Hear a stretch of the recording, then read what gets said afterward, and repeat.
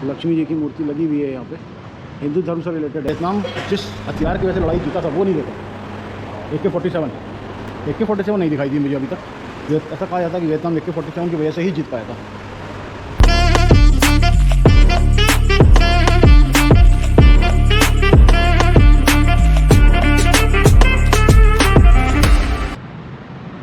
तो दोस्तों स्वागत है आपका मेरे चैनल नोमैडिक कैडी में।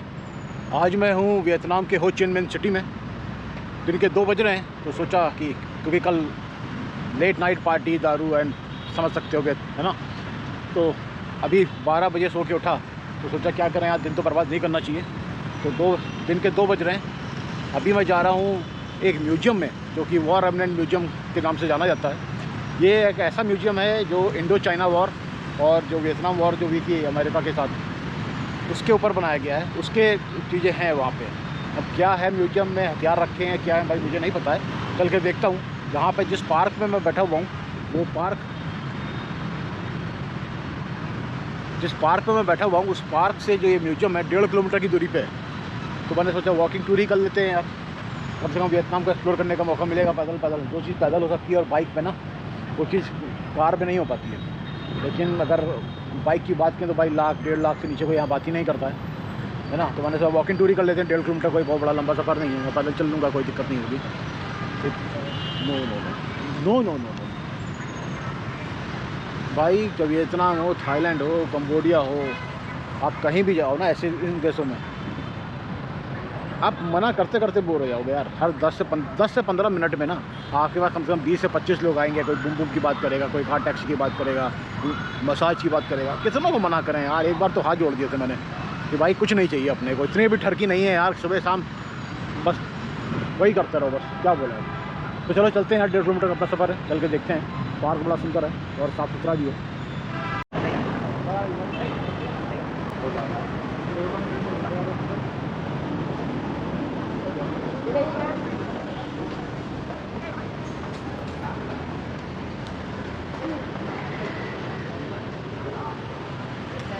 तो भाई वॉर रेमिनेंट म्यूज़ियम जाते समय एक ये मंदिर पड़ा जो कि बहुत बड़ा ही सुंदर लग रहा है।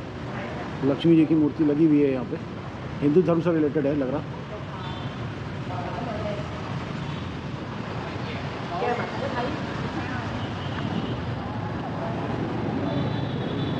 तो भाई हिंदू धर्म से रिलेटेड बड़ा ही सुंदर मंदिर था यहाँ पे। लक्ष्मी जी की मूर्ति लगी हुई थी। इन देशों में कभी ना हिंदू धर्म की पुराने इतिहास की बात हम करें, कंबोडिया, थाईलैंड, वियतनाम, ये सब पहले हिंदू देश में ही आते थे। हिंदू राजाओं का ही शासन था। धीरे धीरे ये कन्वर्ट होते गए। खैर अभी भी हिंदू देश उसी में आते हैं। बौद्ध धर्म के अनुयायी यहाँ पे ज़्यादा हैं और हिंदू धर्म बौद्ध धर्म एक दूसरे के, मतलब बौद्ध धर्म जो है वो हिंदू धर्म से ही निकला हुआ माना जाता है।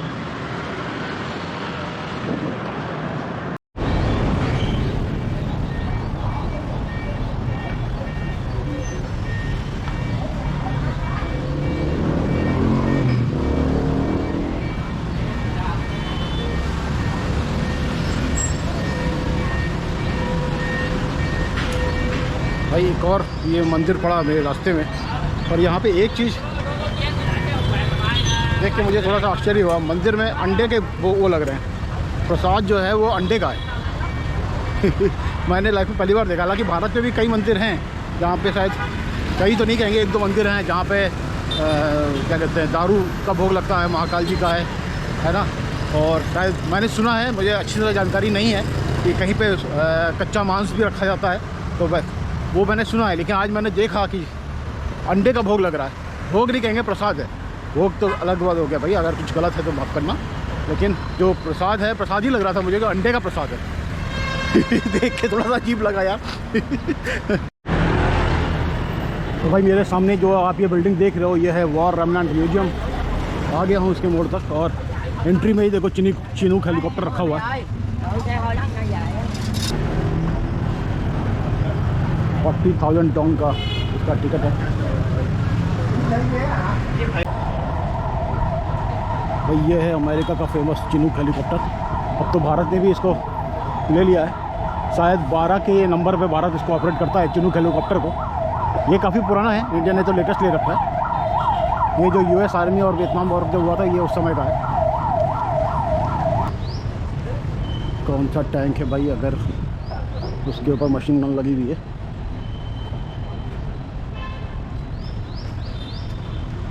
वियतनाम का टैंक है तो रशियन टैंक होगा।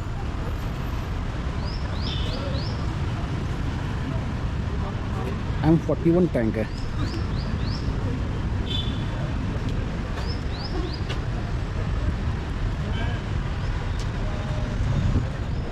ये माइन स्वीपर होंगे भाई, बुलडोजर है, सॉरी ये बुलडोजर है। A1 flame thrower. अच्छा तो भाई दोस्तों ये देख लो, फ्लेम थ्रोअर ऐसा होता था, अब तो इसको बैन कर दिया गया है। अब फ्लेम थ्रोअर को यूज करना ना UN की तरफ से बैन है, क्योंकि इसमें बहुत ज़्यादा मतलब क्या बोलते हैं, अमानवीय तरीके से आदमी मरता है इसमें। हवड़जा 105 mm हवड़जा, इतनी बड़े होते हैं यार, हम तो केवल तस्वीरों पे ही देखते हैं। आज मैं लाइव देख रहा हूँ। टैंक तो मैंने बहुत देखे हैं, क्योंकि हमारे इंडिया में भी ना जगह जितने भी जो सेना के जो ऑफिस होते हैं उसके पास एक टैंक रखा रहता है। सैनिक स्कूल के बाद टैंक रखा रहता है। टैंक मैंने कई देखे हैं, बट तोप मैं पहली बार देख रहा हूँ। इसकी कैनन देख रहे भाई आप, 175 mm गन है ये।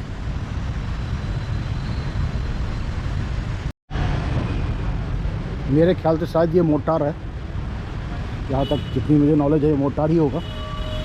ये टैंक का ऊपर का है, टर्रेट है ये।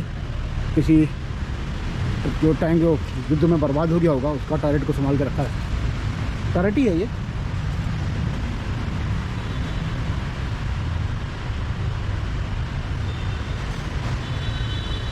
और ये एंटी एयरक्राफ्ट गन होगी मेरे ख्याल से, रिकॉइललेस राइफल। अच्छा ये रिकॉइललेस राइफल है, ये एंटी एयरक्राफ्ट गन ही है। आप ये देखो, आज तक हम फिल्मों में देखते आए हैं आर्नोल्ड को या सिल्वेस्टर स्टालोन को, रैम्बो को।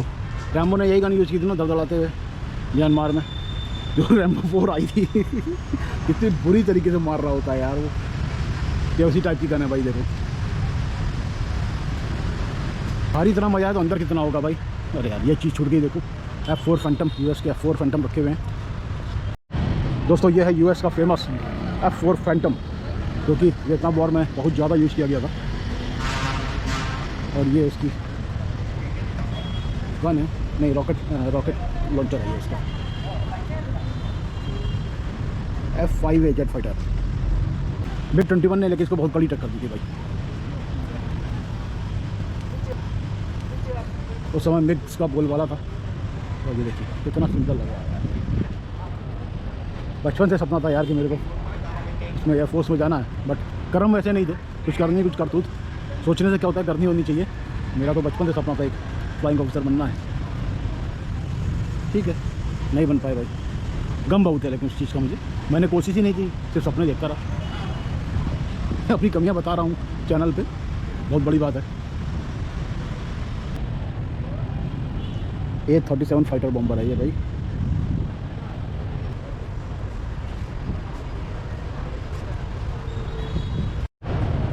तो चलो चलते हैं भाई मेन बिल्डिंग के अंदर, चल के देखें अंदर क्या क्या चीज़ें हैं यहाँ पे।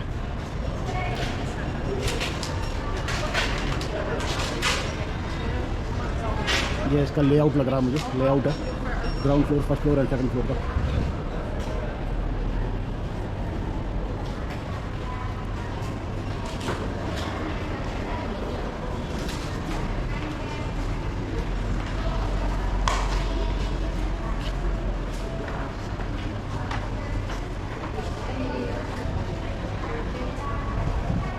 ये US आर्मी के हेलमेट है भाई।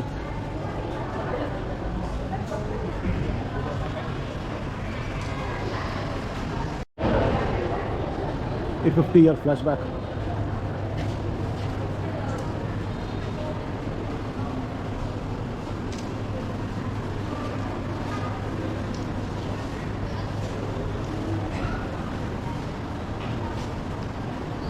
ये मेरे ख्याल से बम के वो रखे हुए हैं, रकेज रखे हुए हैं, तो गिरने के बाद, एक्सप्लोजन होने के बाद जो उनकी हालत हुई थी।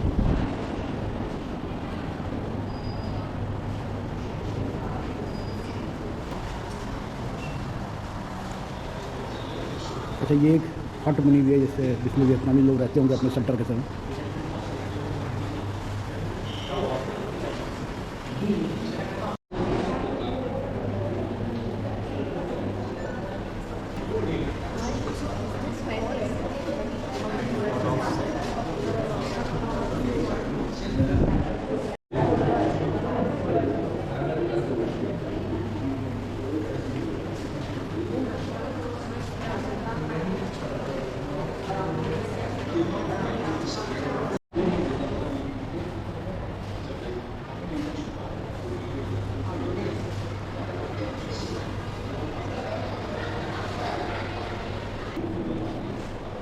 भाई जो लड़ाई 20 साल चली हो और अमेरिका जैसा देश और वियतनाम जैसा गरीब देश, कैसे इन लोगों ने लड़ाई की होगी और कितना डट के मुकाबला किया होगा, ये आप सोच सकते हो। और जैसा कि मतलब कॉमन बात है, यूएसए की हार हुई थी, इसमें वियतनाम जीत गया था।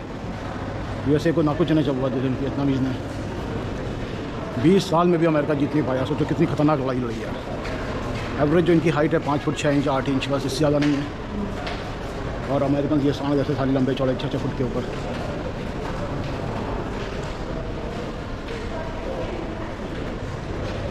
लोग अफ़गानिस्तान के बारे में कहते हैं कि हाँ, क्या बोलते हैं कि बड़े बड़े एम्पायर्स का सब शमशान है। लेकिन आप ये सोचो कि वियतनाम ने क्या लड़ाई की होगी, वो सही सकते हैं कितने बहादुर आए होंगे वो लोग, और कितनी बुरी तरीके से मारा इन लोगों को।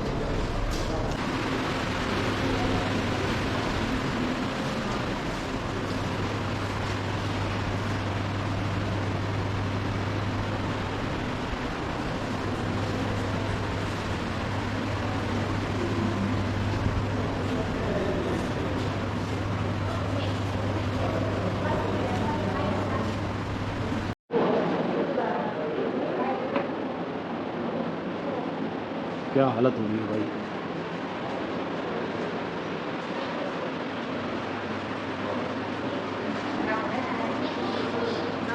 ये सब टैंक और तोप के गोले रखे हुए हैं। 105 mm का सेल है ये। अरे कितना ही गंदा दृश्य है भाई।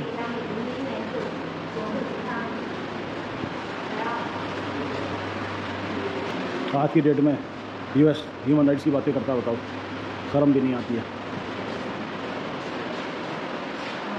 यहाँ पे उन लोगों के नाम लिखे हुए हैं जिनको यूएस ट्रूप्स ने मारा था। 10 साल 8 साल 6 साल 6 साल 3 साल के बच्चे, बताओ।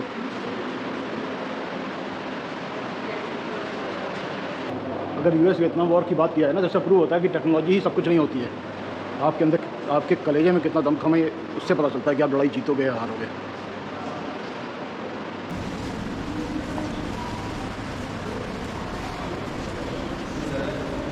और ये अलग अलग प्रकार की गोलियाँ रखी हुई हैं और फ्लेयर भी रखे हुए हैं, जैसा कि हम फिल्मों में देखते हैं ना, जलाया और हेलीकॉप्टर आ गया, वो है।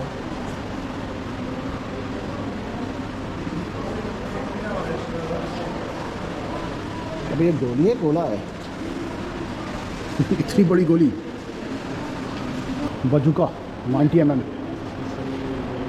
जैसे वास्तव फिल्मों में ही देखा भाई, हकीकत में आज देख रहे हैं।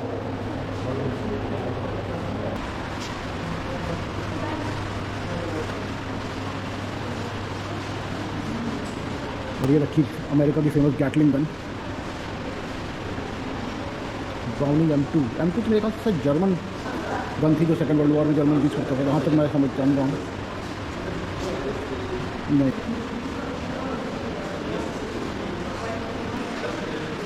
अच्छा, यहाँ ऊपर की जो टॉप 2 जो गन्स रखी है ना, ये इंडियन SLR जो नहीं हुआ करती थी, जो हमने बॉर्डर मूवी में भी देखा है, वैसी लग रही थोड़ी। बेल्जियम ऑटोमेटिक राइफल, डिज़ाइन कुछ वैसे ही है मेरे ख्याल से, शायद इंडिया ने बेल्जियम से ही लिया होगा।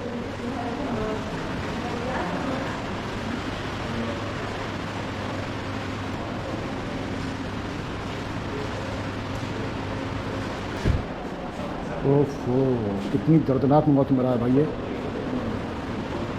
और छोटे बच्चों को होता ना, तो मेरे अंदर से रोना आता था मुझे।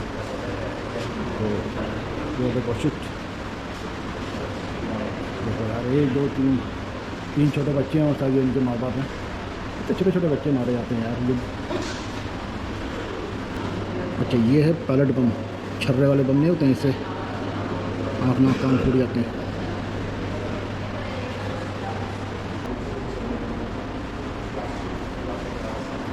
फोटो में ही देखने में इतना अजीब लग रहा था, जो इन्होंने सामने देखा होगा वो तब क्या सीन रहा होगा भाई। नापाम बम का यूज़ किया था अमेरिका ने 1966 में।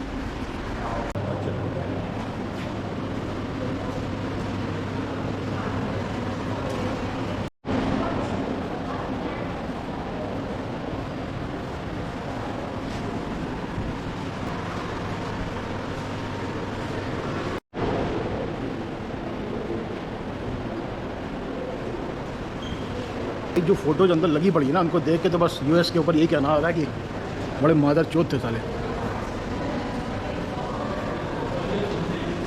बड़ा ही दर्दनाक दृश्य भाई, मैं तो फोटो देख के ही अजीब लग रहा है। तो उस समय जो हाल रहा होगा उस समय क्या हुआ होगा।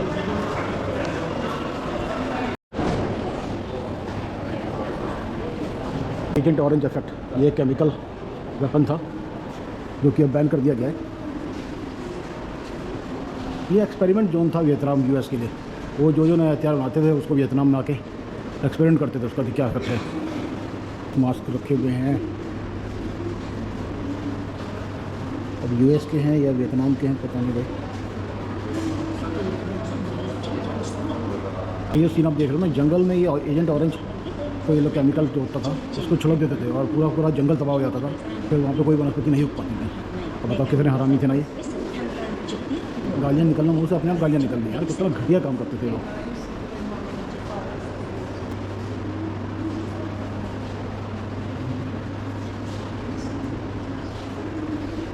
तो भाई क्या नाक हो गई है भाई की।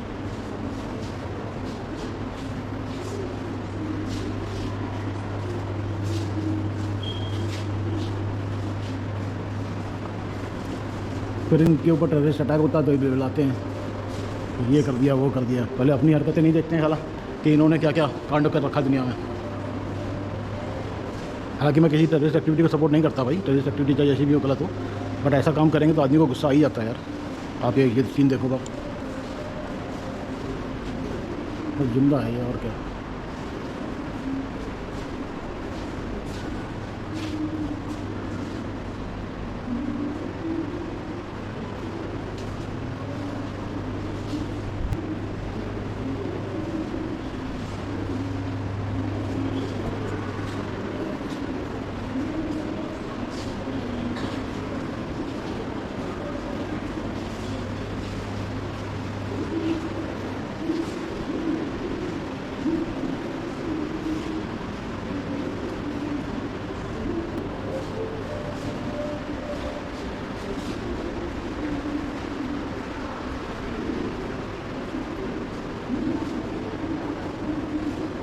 जो बच्चों ने चित्रकारी कर रखी है जो भी इफेक्ट हुए थे एजेंट ऑरेंज के थ्रू,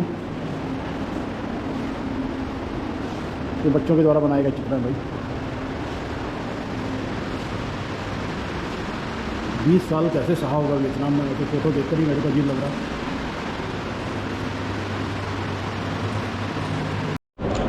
अब भाई सेकंड फ्लोर की ओर जा रहे हैं। देखिए सेकंड फ्लोर में क्या है, 3 फ्लोर के ऊपर बनाई है, ground floor, first floor and second floor.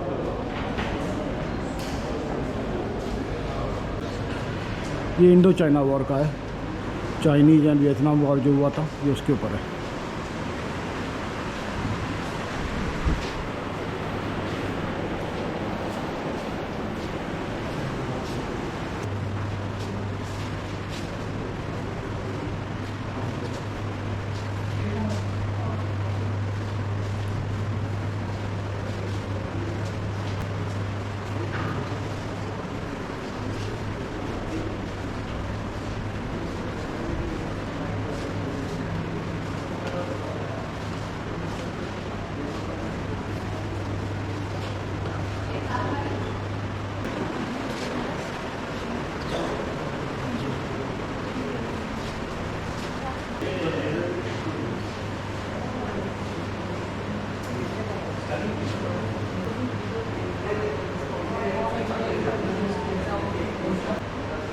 हाँ यार फोटो तो बड़ी सही शूट हुई है ये, मतलब एरोप्लेन अभी हवा भी है और उसका जो आधा टुकड़ा हो चुका है। नहीं ये अच्छा, इसमें कभी कभी जितने इस टाइप के जो मैं देखता हूँ ना वॉर की फ़ोटोज, उसको देख के मुझे लगता है सैनिक देश के लिए लड़ रहे होते हैं या अपनी जान बचाने के लिए लड़ रहे होते हैं।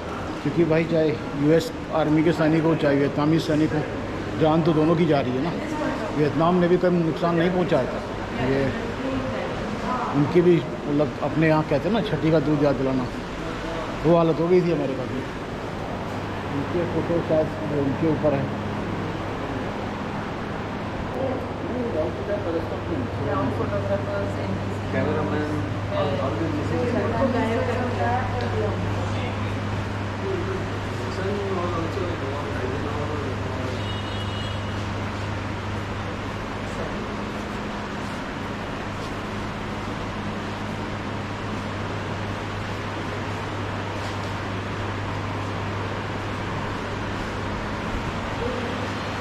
जितने भी हथियार यहाँ पे रखे गए हैं ना, उसमें अभी तक मैंने जो वियतनाम जिस हथियार की वजह से लड़ाई जीता था वो नहीं देखा।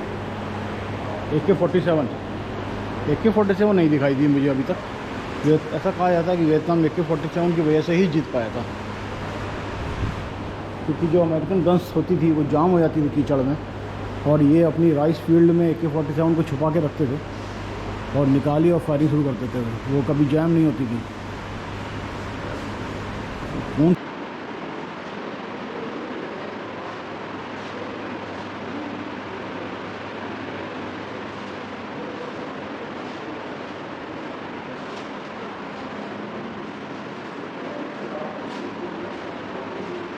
देखो ये एक एजेंट ऑरेंज के से जो जंगल जो तबाह हुआ था ना, ये एक उसका सीन है। मैनग्रोव का जंगल, पूरा जंगल ही ख़त्म हो गया। देखो पेड़ों की क्या हालत हुई है। यहाँ पे दोबारा कभी कोई पेड़ नहीं उग पाएगा, ऐसा कहा जाता है।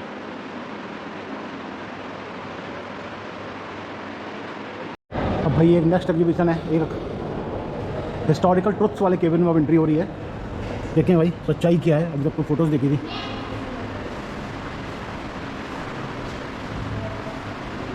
ये क्या है भाई, 75 mm डिकॉलाइज राइफल।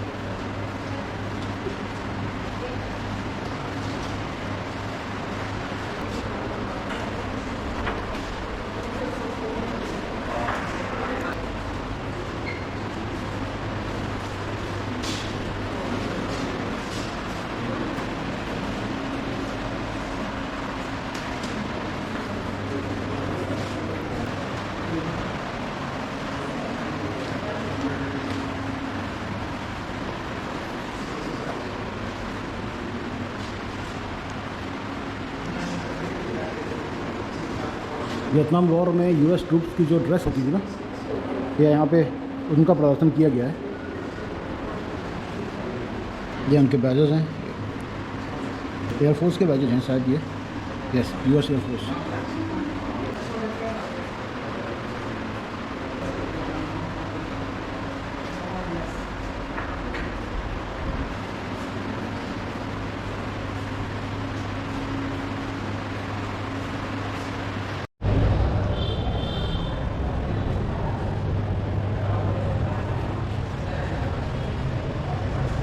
तो दोस्तों ये था वियतनाम का वॉर म्यूजियम। बहुत ही भाई डिस्टर्बिंग था इसको देख के। ऐसे ऐसे सीन्स है ना यहाँ पे, इसको देख के बहुत माइंड बड़ा डिस्टर्ब हो जाता है यार। कितनी बुरी मौत बेचारे मरे, और कितनी दिलेरी से इन्होंने सामना किया US आर्मी का। तो चलो चलते हैं अब किसी और ब्लॉग में। आज का ब्लॉग यहीं ख़त्म होता है।